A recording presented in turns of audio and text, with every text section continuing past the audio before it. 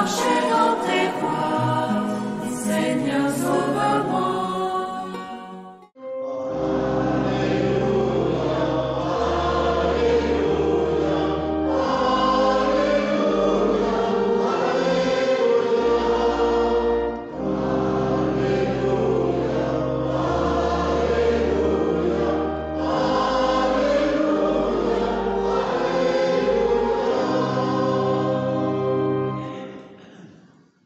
Le Seigneur soit avec vous.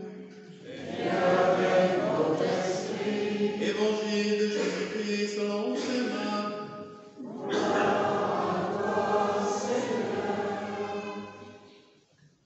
En ce temps-là, Jésus appela les 12. Alors il commença à les envoyer en mission deux par deux. Il leur donnait autorité sur les esprits impurs et il leur prescrivit de ne rien prendre pour la route, mais seulement un bâton, pas de pain, pas de sac, pas de pièces de monnaie dans leur ceinture. Mettez des sandales, ne prenez pas de tunique de rechange. Il leur disait encore, quand vous avez trouvé l'hospitalité dans une maison, restez-y jusqu'à votre départ. Si dans une localité, on refuse de vous accueillir et de vous écouter, partez et secouez la poussière de vos pieds. Ce sera pour eux un témoignage. Ils partirent et proclamèrent qu'il fallait se convertir. Ils expulsaient beaucoup de démons, faisaient des onctions d'huile à de nombreux malades et les guérissaient. Acclamons la parole de Dieu.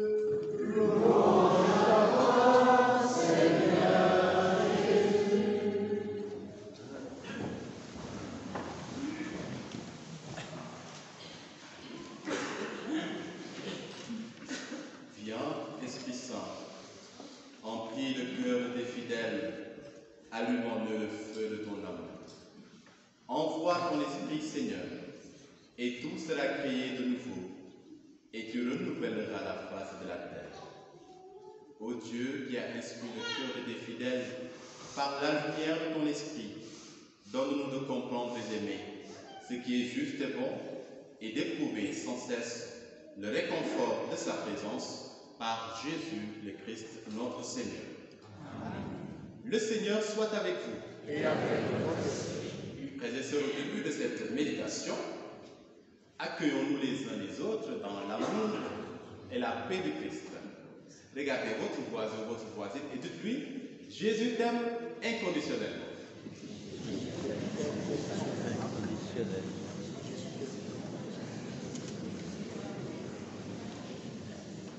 Jésus t'aime inconditionnellement. Il est toujours important de le rappeler. Alors, frères et sœurs, ce matin, je commence par une question très provocatrice. Est-ce que le diable existe? Oui. Je repose la question. Oui. Est-ce que le diable existe?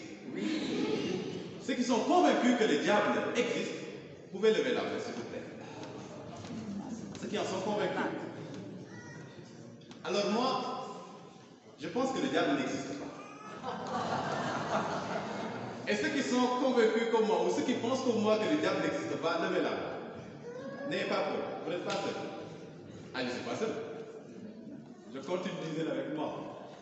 Donc nous sommes 10 à penser que le diable n'existe pas. Alors, frères et sœurs, il y a une question quand même, après la première. Si le diable n'existe pas, pourquoi, dans l'évangile que nous venons d'écouter, Jésus envoie ses disciples en mission en leur donnant le pouvoir de chasser les esprits impurs?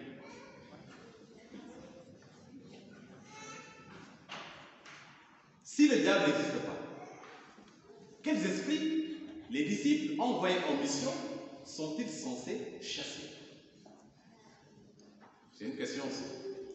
Alors, en m'appuyant sur le Christ et ses paroles qui sont vérité, car le Christ ne se trompe pas, je reviens sur ce que j'ai dit pour affirmer que je suis convaincu que le diable existe. Alors c'était un piège. Le diable existe. Les démons existent.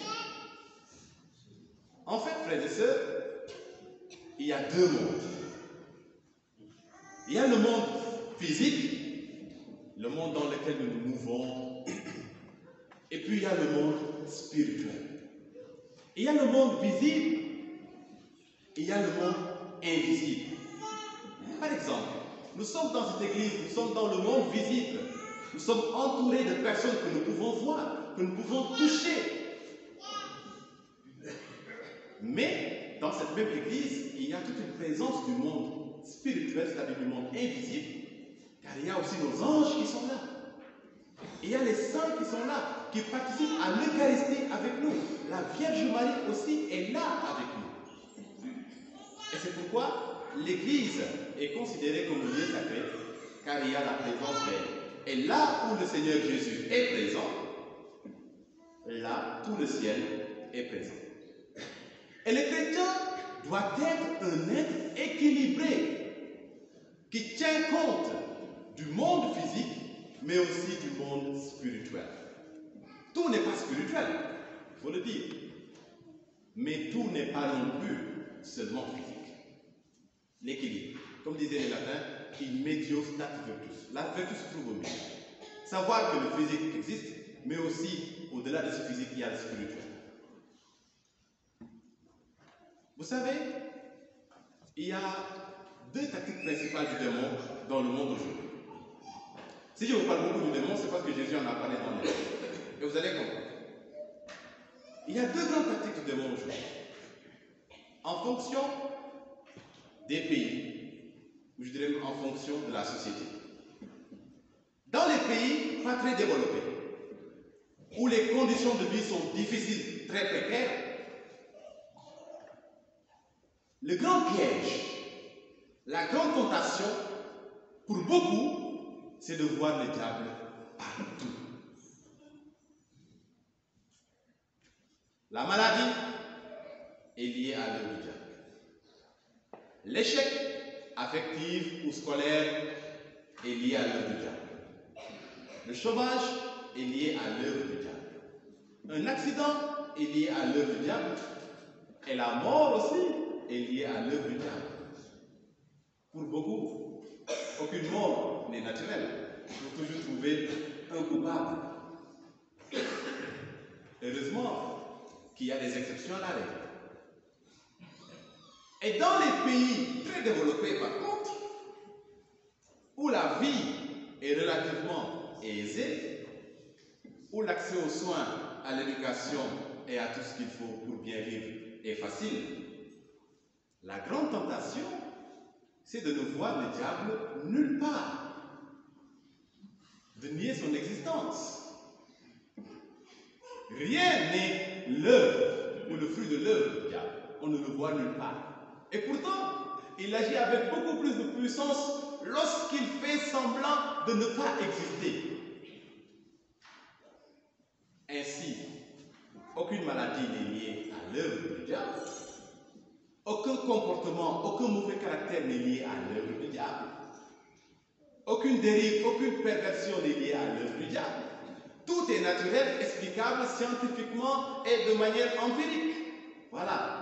Et lui, il est content, il est bien servi. Car personne ne peut porter plainte contre lui et il a la latitude d'agir en toute impunité. Jésus-Christ l'appelle le père du mensonge. Il l'appelle le menteur. Et il est malin car il se fait passer pour ce qu'il n'est pas. Alors, frères et sœurs, si je parle de ça, c'est qu'il y a deux excès à éviter. Voir le diable partout et ne le voir nulle part. Et pour vous convaincre davantage qu'il existe, regardez vous-même dans votre expérience. Chaque fois que vous êtes amené à poser une action déterminante, vous entendez toujours au moins deux voix qui vous parlent. Une voix qui vous encourage à faire le bien, une autre voix qui vous encourage à faire le mal, ou bien à faire ce qui vous arrange, mais qui n'est pas forcément le bien. véhicule à votre esprit, il ne vous fait pas penser que c'est mal. Je donne un exemple. Vous marchez dans la rue, quelqu'un vient vous rencontrer en vous disant « Je n'ai pas de quoi manger, est-ce que vous avez quelques euros, quelques pièces ?» Le Saint-Esprit vous dit quoi? Partage. Mais Satan, il ne va pas vous dire « Ne partage pas ». Il va vous dire « Oh, regardez-le, il est bien portant, il peut aller travailler. » Pourquoi vas-tu donner? Rappelle-toi que tu as prévu d'acheter un bouquet de fleurs, ou bien un gâteau, ou bien un pain. Si tu lui donnes, tu ne vas pas acheter. Ces raisonnements ne sont pas bêtes. Il vous donne des arguments qui tiennent bien, mais qui ne correspondent pas à la charité. Et c'est pourquoi on l'appelle le malin, car il est fort pour convaincre. Mais si je vous parle de tout ça, je vais vous dire maintenant que la bonne nouvelle, c'est que nous avons des armes pour nous défendre contre cet ennemi perfide qui s'est juré de nous empêcher d'entrer au paradis. Et la première arme qu'évoque par exemple Saint Bernard, c'est la prière. Et c'est pourquoi il dit, je le cite, plus la prière doit être efficace, plus le démon s'acharne à l'empêcher. Qui d'entre vous n'a jamais fait l'expérience? Au moment où il commence à prier, de se retrouver soudain dans un état de lassitude inexplicable. On commence à bailler, à somnoler, alors qu'on n'était pas fatigué. Et dès qu'on se retourne vers le téléphone, hop, l'énergie nous revient. Les scientifiques vont parler d'hormones, l'adrénaline, la dopamine et que ces gens. C'est pas faux, mais au-delà de cela, il y a quelque chose. Pourquoi est-ce si difficile de se lever le dimanche matin pour venir à la messe?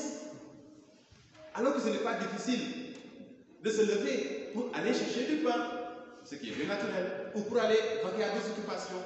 Mais quand il s'agit de la prière, même quand on a la volonté, il y a des résistances qui ne dépendent pas de nous. C'est parce que cette prière doit être efficace. Et il ne veut pas, car lorsque nous prions, nous sommes en intimité avec Dieu. Et l'intimité avec Dieu, c'est la défaite du diable. Car tout son combat consiste à nous séparer de Dieu. Alors Saint Bernard poursuit en disant, certes la tentation du démon est pénible, mais notre prière lui est encore plus pénible. Lorsque nous prions, il souffre, il crie. La revanche de l'homme contre le mal, c'est la prière.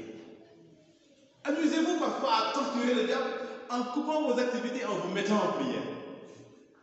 S'il vous a fatigué dans votre vie, fatiguez-le dans la prière. Chaque fois qu'un enfant de Dieu entre dans une église, ou même s'il n'est pas dans l'église, chaque fois qu'il se met dans une disposition de prière, il est en train de monter vers le ciel. Et en même temps, il est en train de torturer son ennemi. Vous ne pouvez pas vaincre le diable sans la prière. Impossible. Et il y a beaucoup de choses aujourd'hui qui sont liées à son œuvre. Mais si vous avez une bonne vie de prière, si vous apprenez à vos enfants à prier, Jésus l'a dit, priez pour ne pas entrer en tentation. Alors, vous allez mesurer la victoire que le Seigneur vous a donnée sur le diable. Et deuxième acte, je finis par là, Jésus nous l'a donné dans l'évangile, le détachement. Il dit aux disciples, allez en mission, mais n'emportez ni sac, ni pièces d'argent. Ah, les affections humaines, les attaches humaines. Combien le diable nous manipule à travers ces petites choses dont nous ne parvenons pas à nous départir. Certains sont très faibles par rapport à l'argent. Certains sont très faibles par rapport à l'alcool. D'autres sont très faibles face aux biens matériels, les maisons, les voitures, etc. Et quand il connaît votre faiblesse, il vous exploite par rapport à cette faiblesse. Il remue le couteau dans la plaie et vous fait penser que jamais vous ne pourrez vous en libérer. Il est méchant.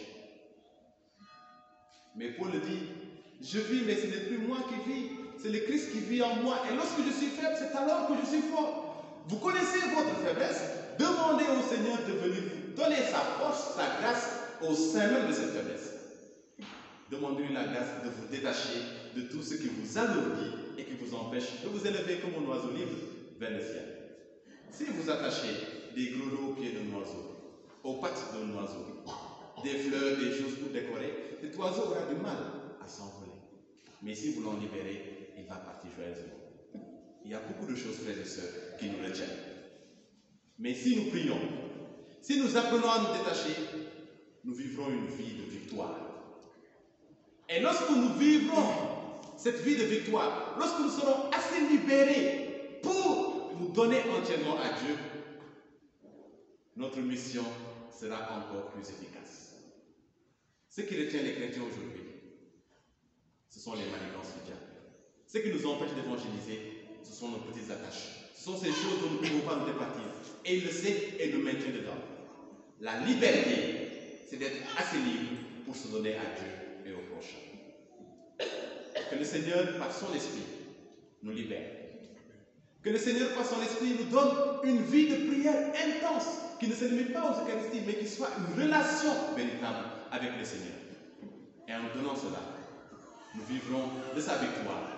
Nous serons d'autres Christ dans ce monde et nous serons véritablement sel et lumière de ce monde. Le Seigneur soit avec vous.